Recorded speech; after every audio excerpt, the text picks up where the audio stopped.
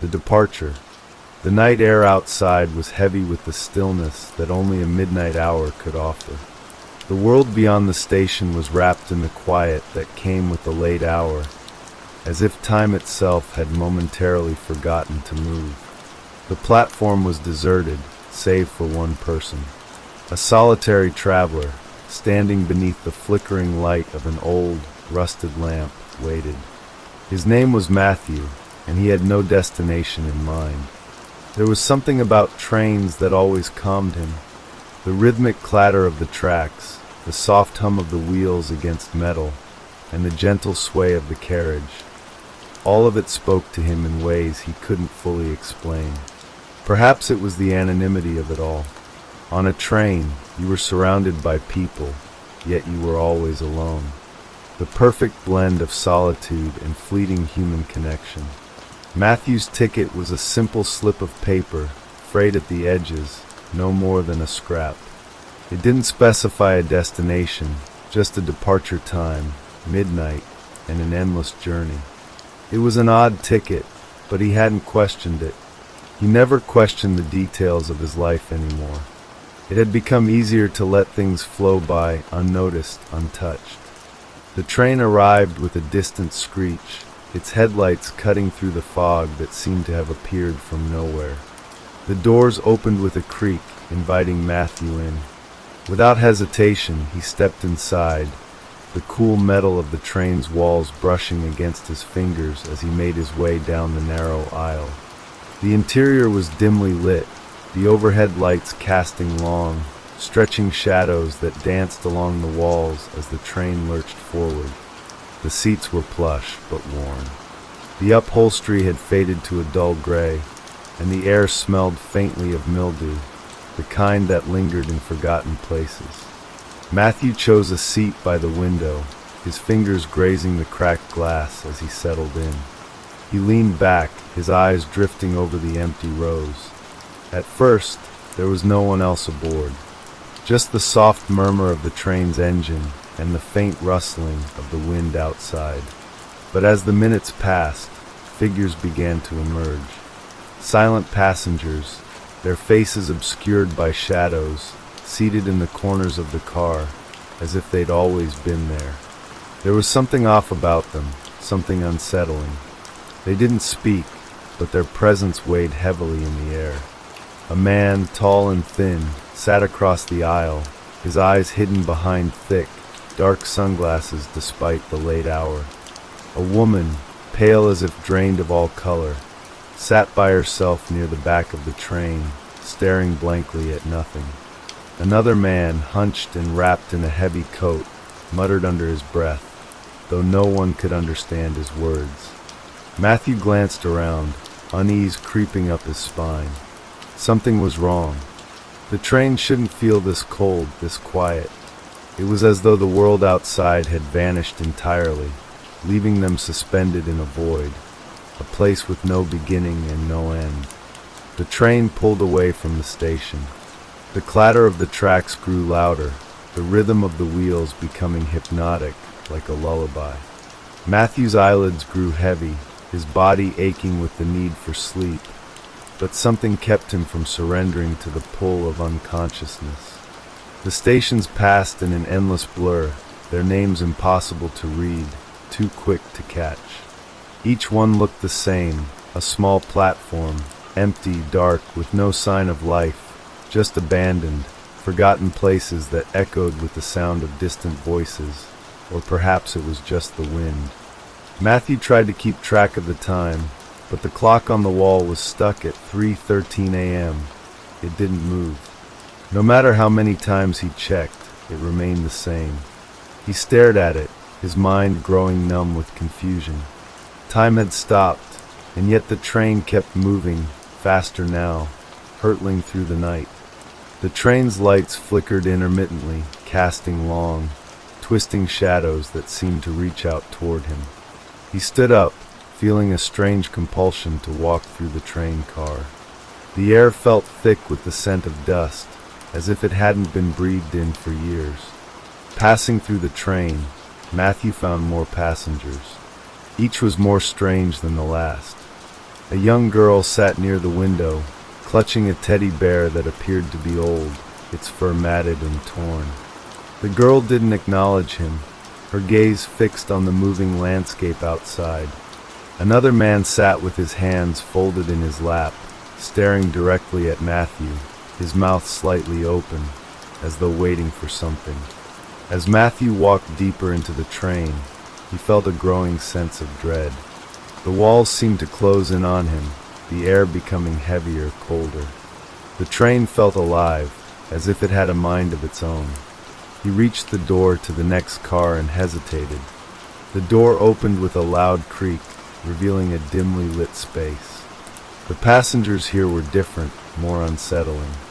Their eyes gleamed with something dark, something hungry. A voice called out to him, low and raspy, "Keep moving." "Don't stop." Matthew spun around, but there was no one there. The voice seemed to come from all directions, echoing in his mind. The train's motion felt more erratic now, as if it was swaying from side to side, though it remained perfectly still. He turned back to face the first car, where the passengers sat in silence. They were staring at him now, all of them. No one blinked. Their eyes never left his face. He felt a pang of fear surge through him, his heartbeat quickening. Without thinking, Matthew made his way back to his seat, but as he sat down, he noticed something strange. The seat across from him was now occupied. The figure sitting there was cloaked in shadows, but he could make out the faintest outline of a face. It was a woman, her eyes glowing faintly red, her lips curled into a slow, unsettling smile. "Are you lost?" she whispered. The woman's question hung in the air, but Matthew didn't respond. He simply stared at her, the hairs on the back of his neck prickling with an icy dread. There was something about her smile, something that didn't quite belong to a human being. Her eyes glowed softly, an eerie, unnatural shade of red that didn't flicker, didn't change, as if they were made of something other than human flesh. "Are you lost?" she repeated, her voice a soft murmur that seemed to wrap around him like cold fog. Matthew swallowed, his throat dry. He nodded, but it wasn't the truth. He didn't know why he was on this train. He didn't know where it was going, or if it had any destination at all. He had only boarded, driven by a strange impulse, a sensation that it was something he was supposed to do. But now, in the presence of this woman, this strange, unsettling woman, he realized something deeper was at play. The train wasn't just a mode of transport. It was a journey into something dark. Before he could think to speak, she leaned forward slightly, her eyes never leaving his. The air around them seemed to grow colder, the gentle hum of the train's engine fading to a low, distorted vibration. "You don't belong here," she whispered, her voice low, almost lost in the rumbling of the train. Matthew's heart skipped.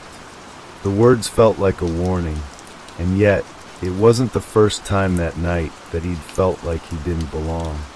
He'd felt that way ever since stepping on this train, ever since hearing the first shriek of the wheels, the first unsettling flicker of the lights. He opened his mouth, but no sound came out. His breath caught in his throat, a growing pressure weighing down on his chest.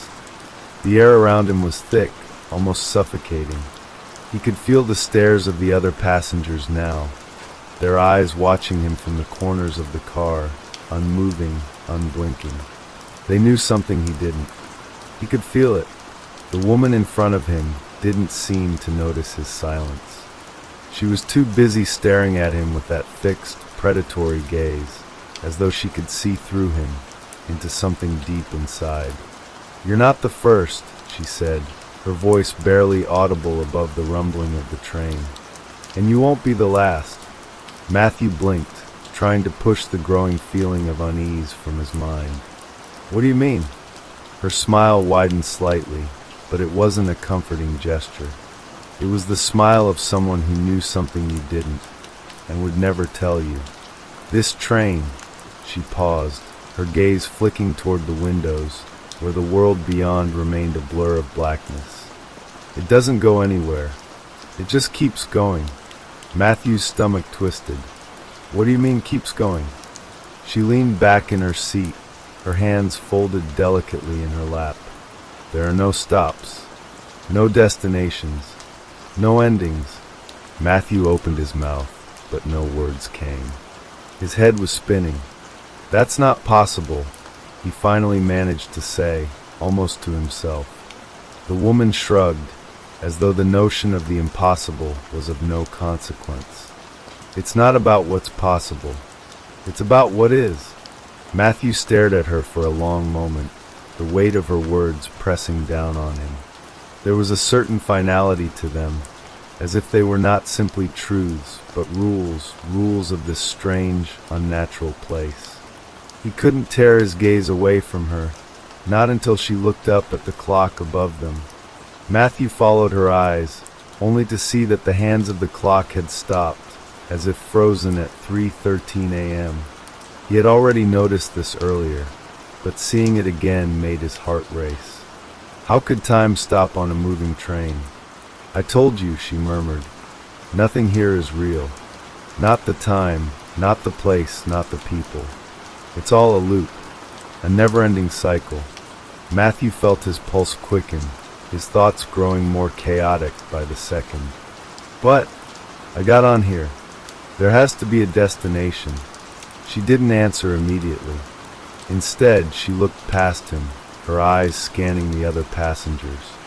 They were all watching him again, their faces hidden in shadow, their eyes like hollow wells. One of them stood up, a man tall and thin, with a thin mustache and a dark suit. He approached them slowly, almost gliding across the floor, his movements unnaturally smooth. When he reached the woman, he simply stood beside her, staring at Matthew without saying a word. Matthew opened his mouth to ask another question, but the man's eyes were unblinking, cold, and somehow empty. Matthew could feel the weight of his gaze, pulling at him like a gravitational force. Finally, the woman spoke again. It doesn't matter how you got here. You will never leave. The words hit Matthew like a punch to the gut. He felt his chest tighten. His mind raced. No, there has to be a way out. There has to be. She turned her head slightly, her lips curling upward in a smile that didn't reach her eyes. You're here now, and here you stay.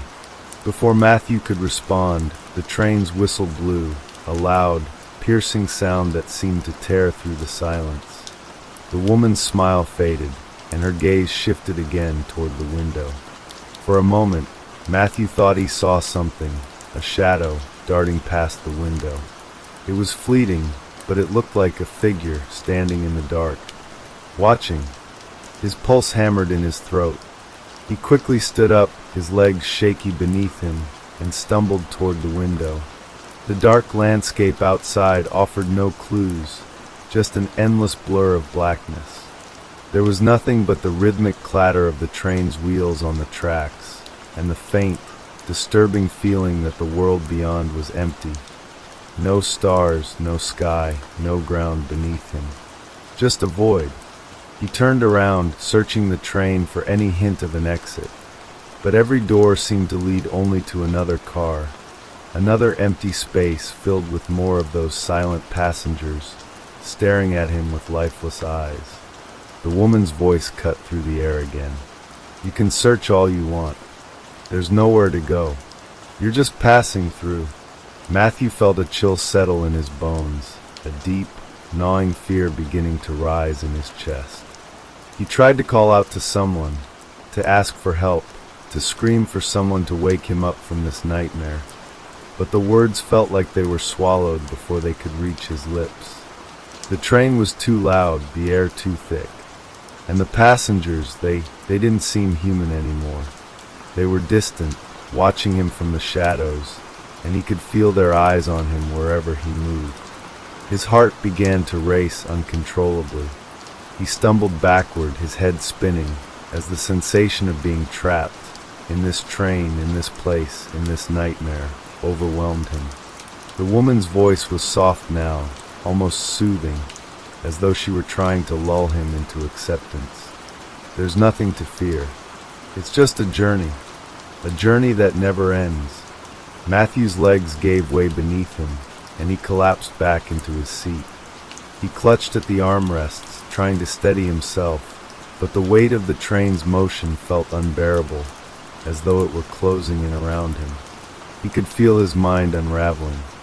The train continued its relentless journey through the void. Matthew's eyes flickered from passenger to passenger, searching for any sign of normalcy, any hint of life outside the strange, suffocating atmosphere. The weight of the silence pressed down on him, as if the very air inside the car had become thick, viscous, unbreathable. Every time he inhaled, it felt like he was breathing in the darkness itself. He turned back to the woman, her smile still lingering on her face like a mask, frozen in a way that seemed too unnatural to be real. "Why are you here?" he blurted out suddenly, unable to contain the question any longer. "What is this place? What do you mean it never ends? What happened to the world outside?" The woman tilted her head, her gaze drifting slowly across the passengers once more, as if seeking approval. Then she looked back at him, her eyes narrowing slightly. "This is the place where time unravels," she said, her voice like a low hum, barely audible over the clattering of the train. "Where the past and the present and the future all collide. There are no rules here. There's only the journey." Matthew tried to process her words, but they made no sense. How could time unravel? How could there be no rules? He reached out a trembling hand toward the window again, but this time, something caught his attention. He saw a flicker, just a brief flash, something that moved against the flow of the train. He blinked and rubbed his eyes, but it was gone. The feeling of being watched again washed over him, this time more intense, as if the very walls of the train car were closing in. The flickering of lights overhead seemed to pulse with an irregular rhythm, and the shadows in the corners grew thicker, darker. The man who had stood next to the woman now approached him again, his footsteps almost too soft to hear, like a phantom gliding across the floor. Matthew stiffened, his heart racing. The man's face was still expressionless, but there was something different about him now. His eyes, once empty, now seemed to have a faint glimmer, a reflection of something buried deep within the darkness. "You're starting to see, aren't you?" The man's voice was a soft rasp, barely more than a whisper, but it felt like a loud bell ringing in Matthew's ears. "You're beginning to understand." Matthew's throat tightened, the words choking him. "Understand what?"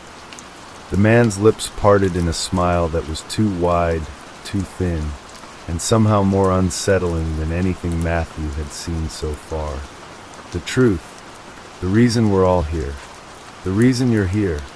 Suddenly, the woman spoke again, her voice taking on a different tone. It was still soft, but now there was an edge to it, as if she were revealing a secret she hadn't meant to share. "It's not just about the journey," she murmured, her eyes gleaming with something dark and knowing. "It's about the destination, the place you'll reach when the journey is over. If it ever is." Matthew froze, the weight of her words settling in like an anchor sinking into his chest.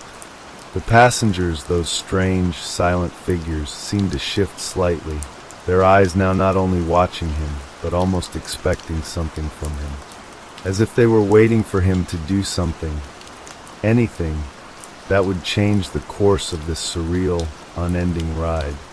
The air felt heavier now, charged with an unseen energy. He tried to shake off the growing panic, but it was impossible. The more he thought about the woman's words, the more the sense of being trapped here, in this place, became suffocating. "You said this train doesn't stop," he said, his voice trembling, but he couldn't help himself. "So, what happens when the journey ends? What happens when there's no more here?" The woman's smile faded just slightly, and she seemed to gaze inward, as though lost in some distant memory or vision. For a moment, she said nothing, and the silence between them stretched, suffocating and unbearable. "The destination is not for us to know," she said finally, her voice low and distant, as though speaking of something forbidden.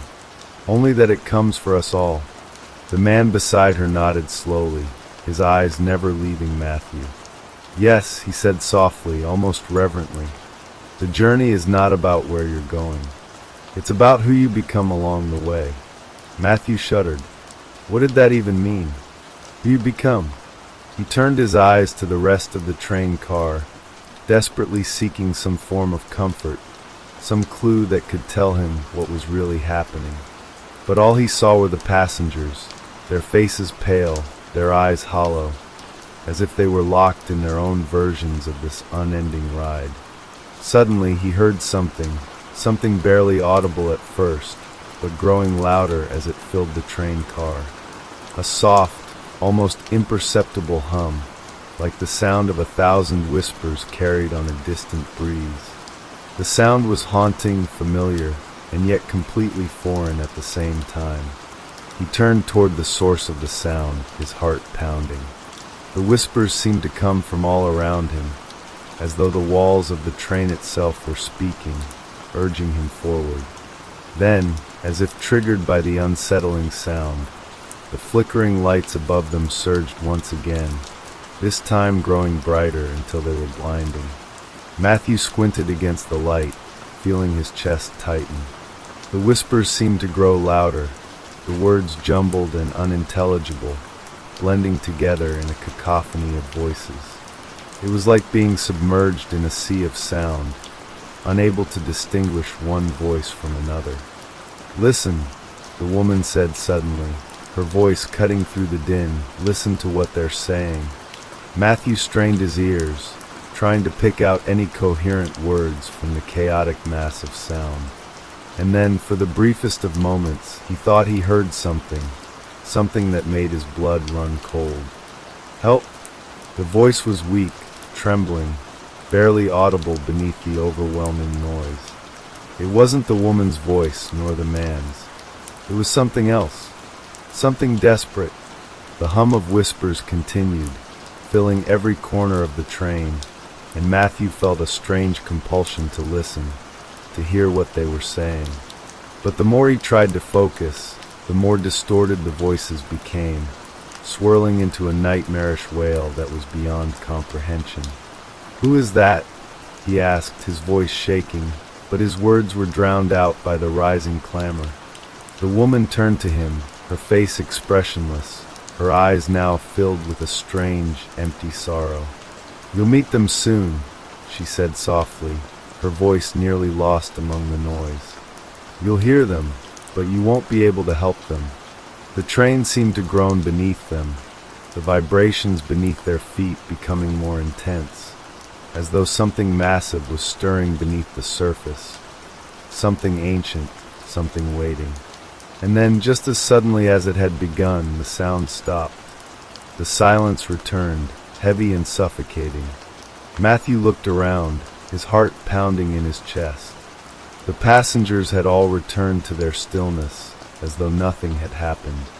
No one seemed to react to the whispers, to the desperation that had filled the air. He turned back to the woman, his voice hoarse. "What was that? Who are they?" The woman smiled, but there was no warmth in her expression. "They're the ones who came before you. They're the ones who are still waiting.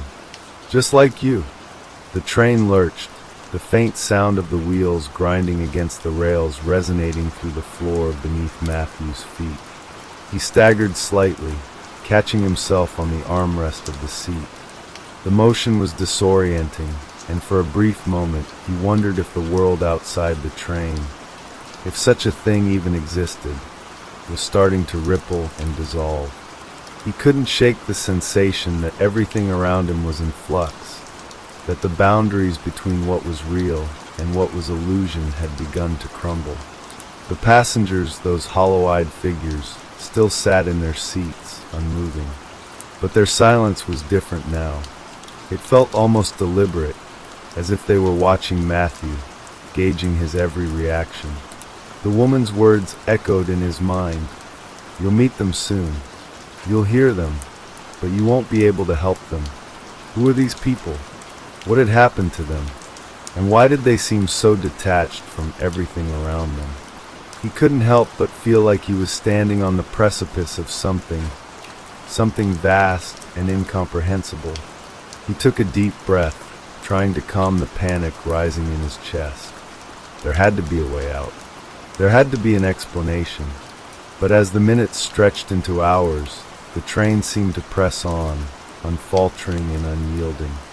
The rhythmic clatter of the wheels became a lullaby, an unnerving sound that seemed to soothe as much as it unsettled. The woman was still watching him, her face now cast in shadow. "It's coming," she said softly, barely above a whisper. "The time will come when the train will stop, and everything you feared will be revealed." Matthew's heart skipped a beat. "What do you mean? What's going to be revealed?" But she didn't answer. Instead, she simply turned away, her eyes unfocusing as she gazed into the distance, as though seeing something beyond the walls of the train. He stood up abruptly, his mind racing. He needed answers. Anything to break the suffocating fog of confusion that clung to him like a shroud. The train's interior had become a blur of indistinct shapes and shadowed figures. There was no real sense of time here, no way of knowing how long he had been on this cursed ride, how long it would last. "Excuse me," he said, his voice shaking slightly as he approached one of the passengers seated in the aisle. The man didn't move, his face expressionless and cold.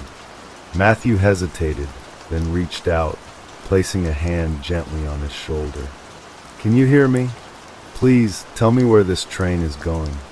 Tell me what's happening." For a moment, there was no response. Then the man's eyes flickered, a faint glimmer of recognition passing through them, before his lips parted to speak in a voice that was barely audible. "It never ends," he muttered, his gaze distant. "The destination is not for us. We were never meant to leave." The words hit Matthew like a slap. The man's eyes glazed over once more, and his head slumped forward, his body returning to its rigid stillness. Matthew recoiled, his pulse quickening. What did he mean? What was happening to these people? Why were they all trapped here in this endless loop? The realization began to creep in slowly, gnawing at the edges of his thoughts. He wasn't just a passenger. He was part of something far darker, far more twisted than he had initially believed. He needed to know more. He needed to understand the rules of this world, if there were any. Desperation clawed at his chest as he made his way toward the train's front. The conductor, he had to be somewhere. Maybe he could offer some explanation, some way to break free. As Matthew passed through the narrow aisles, he noticed more strange details. The lights flickered again, and shadows danced on the walls, casting grotesque, shifting shapes. The air had grown colder, and a thick fog had begun to seep through the cracks in the train's walls, obscuring the view ahead. Suddenly, the train jerked, lurching violently to the side as if it had hit something, or someone. Matthew stumbled, barely catching himself against the nearest seat. His heart raced, panic setting in as he looked around in confusion. But there was nothing. The train was steady again, moving without hesitation, as if the disturbance had never occurred. The passengers remained oblivious, trapped in their own worlds, each one isolated in their own private reality. Ahead, at the front of the car, Matthew could see a figure, a shadowed silhouette standing in the doorway to the conductor's booth. It was the conductor, or at least, someone who looked like him. Matthew's steps quickened, his pulse pounding in his ears. He reached the door and hesitated. The figure remained still, as if waiting for him. The flickering lights above made the man's features indistinct, shrouded in an almost ethereal glow. But there was something about him, a strange, otherworldly energy radiating from his still form, that made Matthew's skin crawl. "Are you the conductor?" Matthew asked, his voice trembling despite himself. "Please, I need to know what's happening. Where are we? Why won't the train stop?" The figure didn't speak at first, his eyes flicking toward Matthew with an unreadable expression. Then, slowly, the man raised a gloved hand, pointing toward the back of the train. "The answers lie behind you," the conductor said, his voice low and hollow, as if it came from somewhere far, far away. "You must go back. It is the only way." Matthew's breath caught in his throat. He felt the weight of the words pressing down on him. Was he supposed to go back? Why? What could be behind him?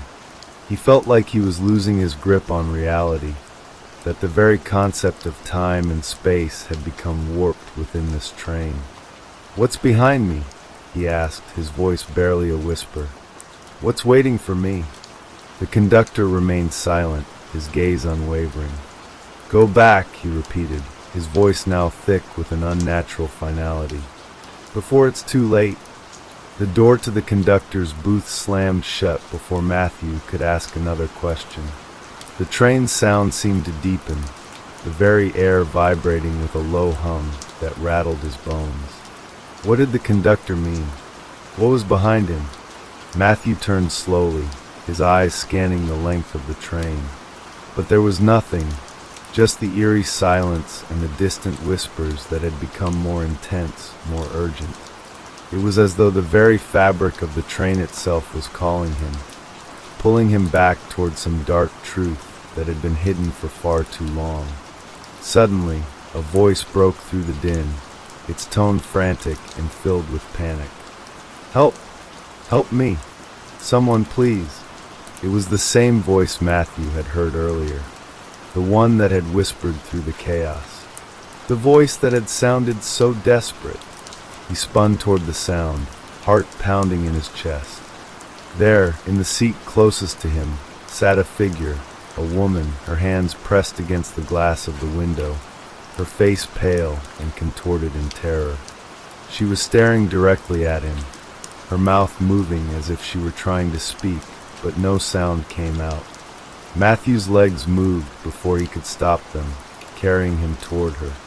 He reached out a trembling hand, trying to grasp the woman's shoulders, but as his fingers made contact, she vanished. She disappeared like smoke in the wind, fading into the cold, foggy atmosphere of the train. The train groaned again, this time louder than ever, as if acknowledging the loss. Matthew's stomach twisted into knots. The train wasn't just moving through space, it was moving through memories, through ghosts. The faces of the passengers were not merely passengers. They were trapped souls, wandering, waiting for a way out that would never come. And Matthew, he was no different. The cold fog thickened as Matthew turned back toward the rear of the train, his breath shallow and rapid. The words of the conductor echoed in his mind, "Go back. Before it's too late." What did it mean? What was behind him that could change everything? The train had already revealed so much, yet it felt as if the true horror of his situation had barely begun to unveil itself. As he walked back down the aisle, the shadows seemed to grow longer, stretching unnaturally along the floor. The passengers remained locked in their own unblinking stares, each one lost to the moment. Matthew could no longer discern whether they were alive, dead, or something in between. It was as though the train itself was a living thing, slowly consuming the souls within it, one by one, until only hollow shells remained. The train's eerie rhythm, the grinding of the wheels beneath, became louder, more invasive. It was as if the walls were closing in, the sound pressing in on him from all sides. Matthew's thoughts began to race. How could he escape this? Was there a way out? Or was he doomed to travel this endless, nightmarish path forever? He reached the last car, the farthest end of the train. The atmosphere here was different. The air felt heavier, laden with a thick, almost tangible sadness. The fog had crept into this section, curling around the corners, clinging to the floor like a creeping sickness. Matthew hesitated, feeling an intense pull toward a door at the far end of the car. It was cracked slightly, as if someone had been here recently. He approached, his footsteps muted by the soft carpet underfoot, and gently pushed the door open. The sound it made was barely perceptible, as though the door itself was reluctant to let him pass. Inside, the car was unlike any he had seen before. The walls were covered in old photographs, their edges curling with age. The images showed people, but not the same faces he had seen throughout the train. These were different, alive, vibrant, smiling. Some were in groups, others alone, but all seemed to be frozen in moments of happiness. Matthew's fingers brushed against one of the photos, a man, smiling with his arms around two children. The image seemed almost too perfect, too real. But as his hand made contact, the picture began to distort. The faces of the children twisted, their eyes growing wide with terror, their mouths stretching into impossible shapes. The man's face began to melt, as though it were made of wax, dripping down the edges of the photograph. He pulled his hand back quickly, his heart pounding in his chest. But as he stepped further into the room, the faces on the photographs began to change, one by one. They warped and contorted, becoming monstrous versions of their former selves, their eyes hollow and their mouths open in silent screams. Behind him, a voice whispered, "You shouldn't have come here." Matthew spun around, his breath catching in his throat. There, standing in the doorway, was the woman he had seen earlier, the one with the wild, frantic eyes. She was no longer sitting, no longer a passive observer. She was standing, moving toward him, her expression twisted in something between fear and pleading. "Leave," she gasped, her voice low and trembling. "This place, it changes people. It changes everything." Matthew didn't understand. He had no idea what she meant. Was this some sort of warning? Or was she trying to help him? His mind was a tangled mess of confusion, trying to make sense of it all. He took a step forward, but she stopped him with a hand raised, her eyes wide with terror. "No," she whispered, almost pleading. "You have to go back to the front. You have to face it. If you stay here, you'll never leave." Before he could respond, she backed away into the darkness, her figure swallowed by the fog. Matthew stood frozen for a moment, his mind racing. Was this another hallucination? Or had he stumbled upon something truly sinister? Something that would reveal the true nature of the train, of this endless ride? But there was no time for answers. The train jolted suddenly, the sensation of weightlessness overtaking him for a moment. He staggered, reaching out to steady himself. The walls of the car began to pulse, the photographs shifting and swirling, blurring into one another until they no longer made sense. And in the center of the room, there was a door, one he had never seen before, standing ajar, its edges glowing faintly. His feet moved on their own, compelled by some unseen force. As he stepped toward the door, a cold gust of air swept past him, the chill sinking into his bones. With each step, the pressure in his chest grew stronger, and the sensation that something was watching him, something waiting, grew unbearable. He reached for the door handle, and as his fingers closed around it, the world seemed to shift. The walls of the train flickered like a faulty projection. For a split second, the car wasn't there at all, just an empty expanse of darkness stretching into infinity. But as soon as the door opened, the illusion snapped back into place. Beyond the door lay another hallway, stretching far beyond what should have been possible.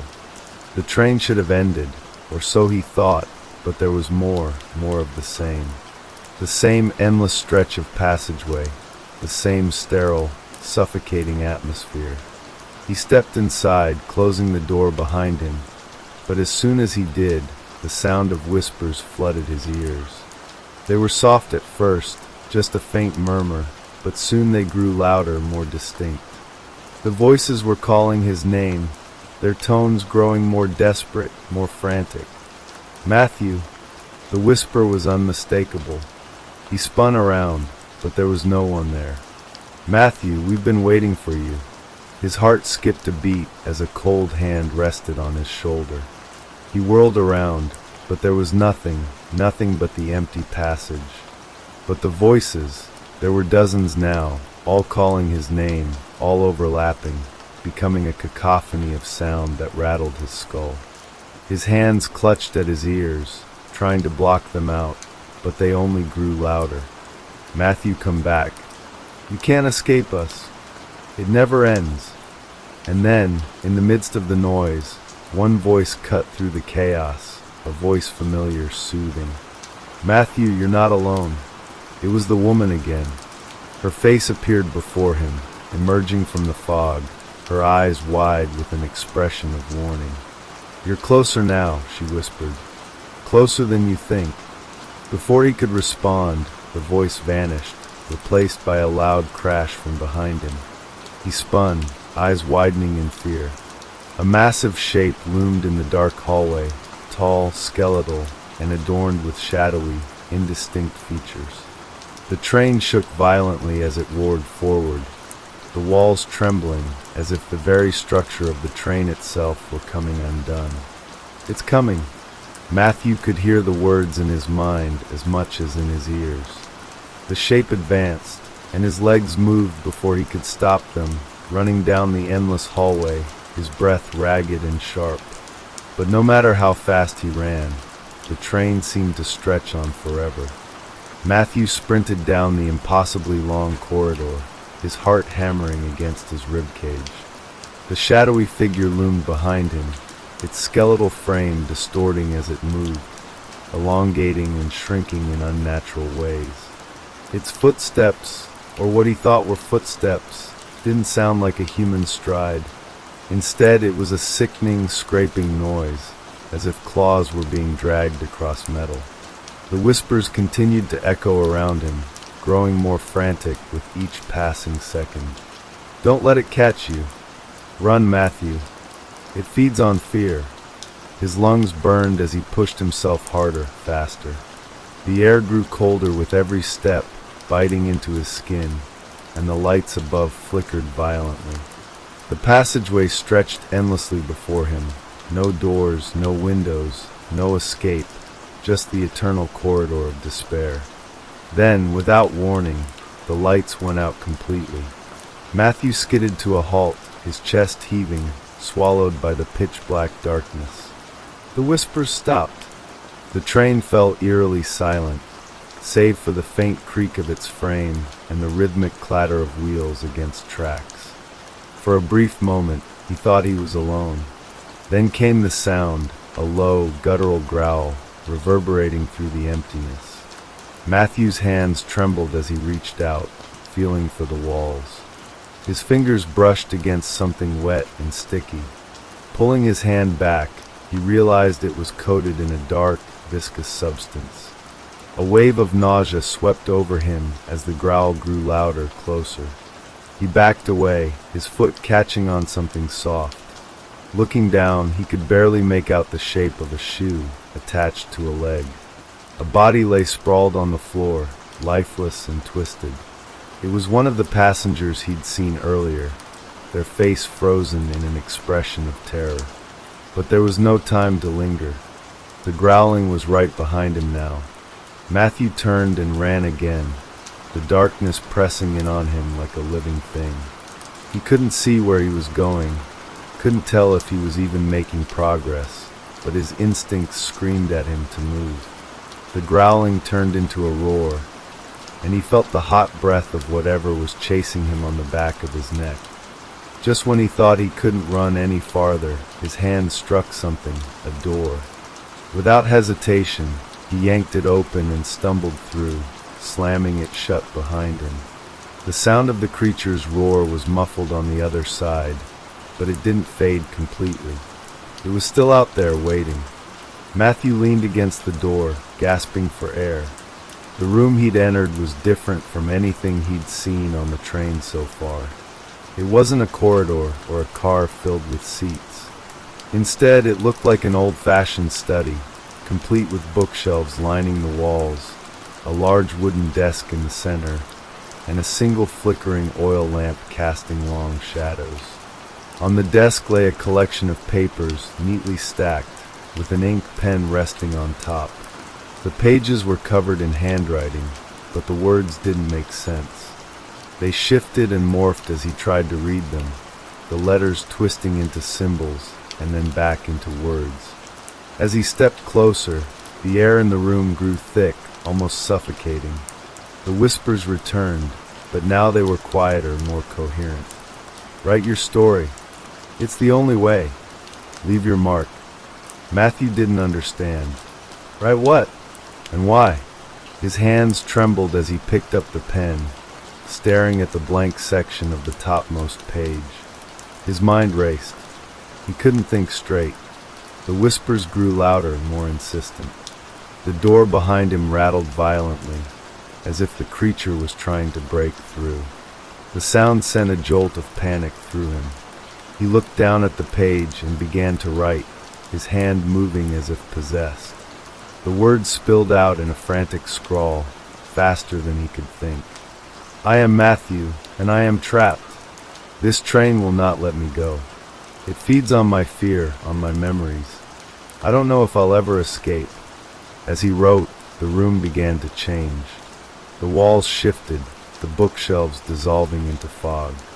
The desk beneath his hands felt as if it were melting, the wood turning into cold steel. He looked up, and the study was gone. He was back in the train, but it wasn't the same. The car was empty now, the seats torn and decayed, the windows cracked. A pale, sickly light seeped in from outside, revealing a landscape that made no sense. Twisting mountains that seemed to move, rivers of black water flowing backward, and a sky that was neither day nor night, but something in between. The door at the far end of the car creaked open, and the woman appeared again. Her face was pale, her eyes hollow, but she smiled faintly as she stepped inside. You wrote, she said softly, her voice echoing unnaturally. That means there's still a chance. A chance for what? Matthew asked, his voice shaking. To wake up, she replied. But the train doesn't let go so easily. You'll have to fight for it. Before Matthew could respond, the door behind him burst open, and the shadowy figure lunged inside. Its roar shook the entire car, and the walls began to crumble. The woman's expression hardened. Run, she whispered. Don't stop. No matter what you see. Matthew bolted for the door at the other end of the car, the creature in hot pursuit. The floor buckled beneath his feet, the walls warping as the train seemed to implode around him. He didn't look back. He couldn't. The woman's words rang in his ears. Don't stop. The corridor ahead twisted and turned, defying logic and physics. Doors appeared and vanished, some leading to dead ends, others opening into empty voids. The train was no longer a train. It was a labyrinth, a living maze that wanted to trap him forever.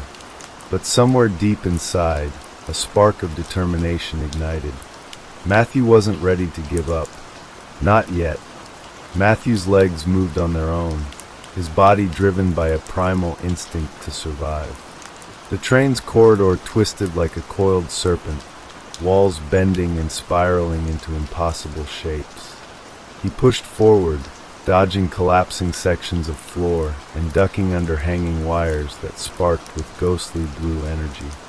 Behind him, the shadowy figure roared, its voice shaking the very air. The train responded to its presence, groaning like a living thing.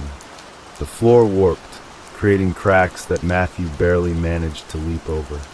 He dared not look back, but he could feel its heat, its malice, closing in on him. As he turned a sharp corner, the train's labyrinthine design seemed to shift again. The walls became transparent, revealing glimpses of the landscape outside, a swirling void of chaos. Rivers of black ink flowed upward, mountains unraveled into threads, and the stars above blinked erratically like dying embers. He could see the train's endless length stretching out ahead, cars snaking through the surreal terrain like a serpent slithering through the fabric of reality. Matthew's breath hitched as he saw something new. Figures stood in the other train cars, passengers, but not as he'd seen them before. They were pale, translucent, their eyes sunken and hollow. They pressed their faces against the glass, watching him with a mixture of pity and despair. Their mouths moved silently, mouthing words he couldn't hear. Were they trapped too? Or were they trying to warn him?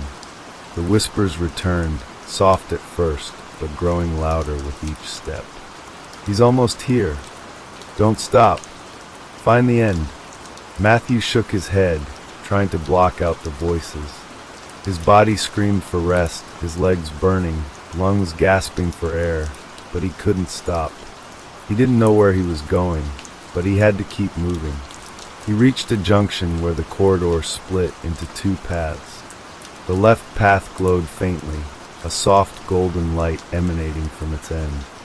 The right path was shrouded in darkness, pulsating with a foreboding energy. He hesitated for only a second before choosing the left path, drawn by the light. The golden light grew brighter as Matthew moved forward, illuminating his path. The walls of the train car transformed, becoming ornate and elegant, adorned with intricate carvings of vines and flowers. The oppressive atmosphere seemed to lift, replaced by an almost serene calm. At the center of the car stood a grand table, set for a feast. Silver platters piled high with food, roast meats, steaming vegetables, fruits glistening with dew, and glasses filled with amber liquid beckoned him. The aroma was intoxicating, and Matthew's stomach growled loudly. A figure sat at the head of the table, shrouded in a golden glow. As Matthew approached, the figure's features became clear. It was a man, his face serene, his eyes kind but piercing. He wore an elegant suit, his hands resting on the table in a gesture of invitation. "Sit," the man said, his voice warm and melodic. Matthew hesitated. The food looked irresistible, but his instincts screamed that this was a trap. "Who are you?" Matthew asked, his voice hoarse. The man smiled. "I am the conductor," he said. "And this is your stop." "My stop," Matthew repeated, frowning. "What do you mean?" "This train doesn't stop." "Oh, but it does," the conductor replied, gesturing to the feast. "For those who are ready. You've been running, haven't you? Exhausted, terrified. Sit, eat, rest. You've earned it." The offer was tempting. His body ached, his hunger gnawed at him, and the warmth of the car was a stark contrast to the cold terror he'd just escaped. But something about the conductor's smile didn't sit right. "What happens if I sit?" Matthew asked, his voice trembling. "You stay," the conductor said simply, his tone matter of fact. "Here in peace. No more running, no more fear. Just peace." Matthew glanced at the food again, his mouth watering. But then he remembered the faces of the passengers he'd seen earlier, the hollow-eyed figures staring at him through the glass. He thought of the shadowy figure still chasing him, the way the train twisted and turned to trap him. "No," he said firmly, stepping back. "I can't." The conductor's smile faltered, and his eyes darkened. "Are you sure?" he asked, his voice losing its warmth. "This is your only chance to escape the horrors of the train. Beyond this car, there is nothing but pain." "I'll take my chances," Matthew said, turning away from the table. The conductor's expression twisted into something monstrous, his serene face melting into a mask of rage. The golden light flickered, and the car began to shake. "You've made a grave mistake," the conductor growled, his voice now a guttural snarl. "There is no escape. Not for you. Not for anyone." The feast dissolved into ash, the ornate carvings crumbling into dust. The car collapsed around Matthew, and he was plunged into darkness once more. Matthew hit the ground hard, the impact knocking the wind out of him. He was back in the dark corridor, the oppressive whispers louder than ever. The shadowy figure was there, waiting for him. Its eyes glowed red, its jagged smile stretching impossibly wide. "Run!" the whispers screamed, deafening now. And so he ran. The train continued its relentless journey, the labyrinth shifting around him. Matthew didn't know if he was heading toward freedom or deeper into the train's clutches, but he couldn't stop. The shadow was always behind him, its growls echoing in his ears. Matthew ran until his legs felt like they would give out, his breath coming in ragged gasps. The corridor suddenly opened into a vast, cavernous space, a station, but unlike anything he'd ever seen. The ceiling stretched high above, vanishing into darkness, while the walls shimmered with shifting patterns like ripples in water. The tracks below glowed faintly, pulsating with an eerie, otherworldly light. In the middle of the station stood a massive clock, its hands spinning wildly, faster than the eye could follow. Each tick reverberated through the air, a deep, resonant sound that seemed to shake Matthew's very bones.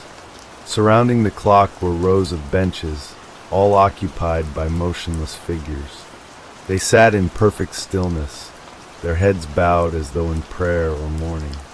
Matthew hesitated, his footsteps echoing unnaturally in the vast emptiness. As he approached the clock, he realized the figures on the benches were not entirely human. Their forms shimmered, shifting between shapes. A man in a suit would flicker into a wolf-like creature before returning to his human appearance. A woman with a veil seemed to dissolve into mist before solidifying again. They exuded an aura of despair, and their whispers filled the air. "Don't stop. The clock is watching. No escape."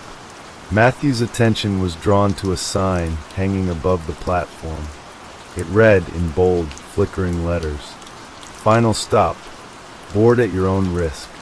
The ground beneath him trembled, and he turned to see the shadowy figure emerging from the corridor, its massive form contorting to fit through the space.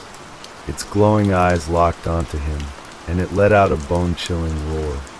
The seated figures all turned their heads in unison, their hollow eyes fixing on Matthew. He didn't think, he just ran. His instincts pulled him toward the opposite end of the station, where another train car waited. Unlike the others, this one seemed decrepit, its metal exterior rusted and covered in strange, pulsating veins. The doors slid open with a groan, revealing a dark interior that seemed to beckon him. Matthew stepped into the car, and the doors slammed shut behind him. The interior was suffocatingly dim, lit only by faint, flickering lanterns hanging from the ceiling. The air was thick, carrying the scent of decay and something metallic, blood perhaps.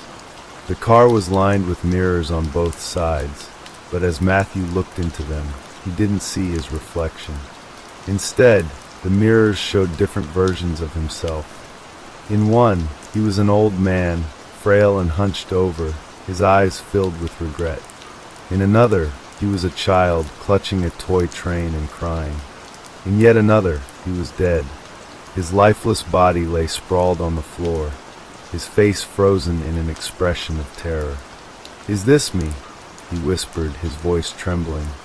The reflections began to move on their own, independent of his actions. The old man raised a bony hand, pointing accusingly at him. The child screamed silently, tears streaming down his face. The dead version of himself twitched, its head turning unnaturally to meet his gaze. Its mouth moved, forming words that echoed in his mind. "You cannot escape yourself." Matthew stumbled back, his heart pounding. The mirrors shattered all at once, the sound deafening. Shards of glass rained down, but they didn't cut him. Instead, they floated in the air, spinning and coalescing into a swirling vortex. Before he could react, the vortex sucked him in. Matthew landed in another car, this one unlike anything he'd seen before. It was vast, far larger than the train's dimensions should allow, and entirely white. The walls, the floor, the ceiling, all were blindingly bright, yet there were no discernible light sources. In the center of the room stood the conductor, his appearance now altered. Gone was the refined, calm demeanor. His form was twisted, his face a blend of human features and something monstrous. His eyes burned with a fiery intensity, and his smile was a cruel slash across his face. "Welcome to the heart of the train," the conductor said, his voice echoing unnaturally. "You've made it farther than most. What do you want from me?" Matthew demanded, his fear giving way to anger. "Why am I here? What is this place?" The conductor chuckled, a sound that made Matthew's skin crawl. "This train is many things," he said. "A refuge for the lost, a punishment for the guilty, a test for the brave. But for you, it is a mirror." "A mirror?" Matthew asked, confused. The conductor gestured, and the walls of the car shifted, revealing scenes from Matthew's life. He saw himself at various moments, arguing with loved ones, making selfish decisions, running away from responsibilities. Each scene was a reminder of the mistakes he'd made, the pain he'd caused. "This train feeds on regret," the conductor explained. "It draws in those who cannot forgive themselves, trapping them in an endless cycle of fear and despair." Matthew's knees buckled as the weight of his guilt pressed down on him. "Is there no way out?" he whispered. The conductor's smile widened. "There is always a way out. But the question is, are you willing to face yourself?" The conductor snapped his fingers, and the bright room faded into darkness. Matthew blinked, his eyes straining to adjust, but the void around him seemed infinite. Then, one by one, figures began to materialize. Each one was a version of himself. The first figure stepped forward, younger and brimming with arrogance. Matthew recognized it immediately, himself in his early 20s, full of ambition but callously indifferent to others. This younger self sneered at him. "You think you're better now? All you've done is run. Just like you always do." Another figure emerged, this one older, disheveled and defeated. It was a version of Matthew that had given up entirely, consumed by bitterness and regret. "You're wasting your time trying to fight this," the older self said. "You've already lost. You've been losing for years." More versions of himself emerged, forming a circle around him. Each one spoke in turn, their voices dripping with disdain and anger. They berated him for his choices, mocked his failures, and laid bare every insecurity he'd ever tried to bury. The cacophony grew louder, overwhelming him. Matthew clutched his head, sinking to his knees. "Stop!" he shouted, his voice echoing in the void. "I know I've made mistakes, but I'm trying. I'm trying to be better." The voices fell silent, and the conductor's voice cut through the stillness.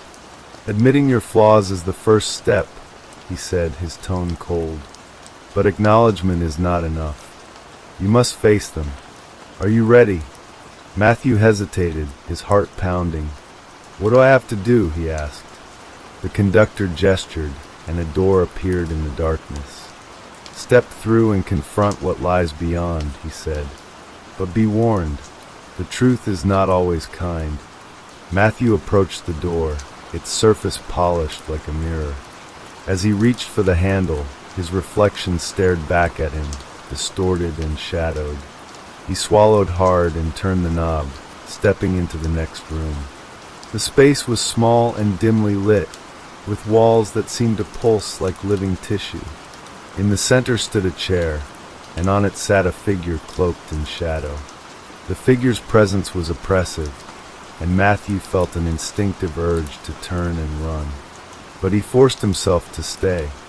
"Who are you?" Matthew asked, his voice trembling. The figure leaned forward, revealing its face. It was him, but twisted and grotesque. Its skin was pale and cracked, and its eyes glowed with an unnatural light. "I am your shadow," it said, its voice a distorted echo of his own. "Every fear, every regret, every dark thought you've ever had. I am the part of you that you hide from the world." The shadow version of himself stood, towering over him. "You've spent your life running," it said. "Running from pain, from responsibility, from yourself. But you can't run from me." Matthew clenched his fists, anger flaring within him. "I'm not running anymore," he said. "I'm here. I'm facing you." The shadow laughed, a hollow, chilling sound. "Brave words.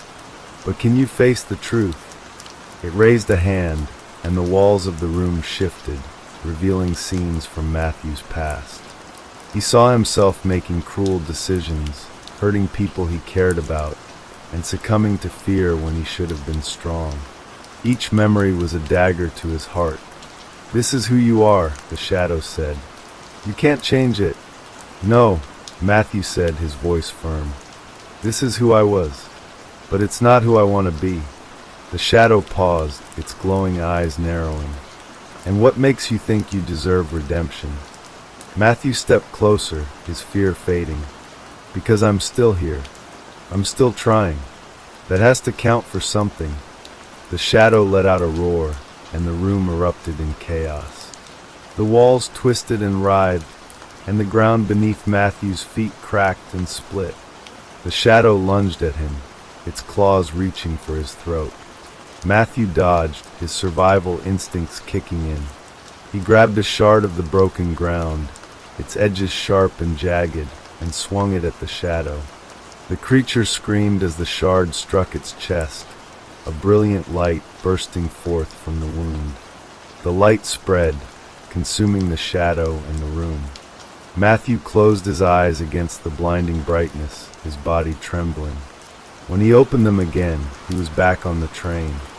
The train car was different now. The eerie atmosphere was gone, replaced by a sense of calm. The passengers sat quietly, their faces no longer shadowed or distorted. The window showed a sunrise, its golden light filling the car. The conductor appeared, his form now more human. He smiled at Matthew, a genuine warmth in his expression. "You've done well," he said. "If you make it this far, is it over?" Matthew asked, his voice hoarse. The conductor nodded. "For you, yes. The train will stop for you now. But remember, the journey never truly ends. Life is a series of stations, and each one offers a choice." The train slowed, and Matthew saw a platform ahead. It was bathed in sunlight, and he could hear the faint sound of birdsong. The doors opened, and he stepped out, the weight on his shoulders lifting. As the train pulled away, disappearing into the distance, Matthew stood on the platform, the warmth of the sun on his face. For the first time in what felt like an eternity, he felt at peace.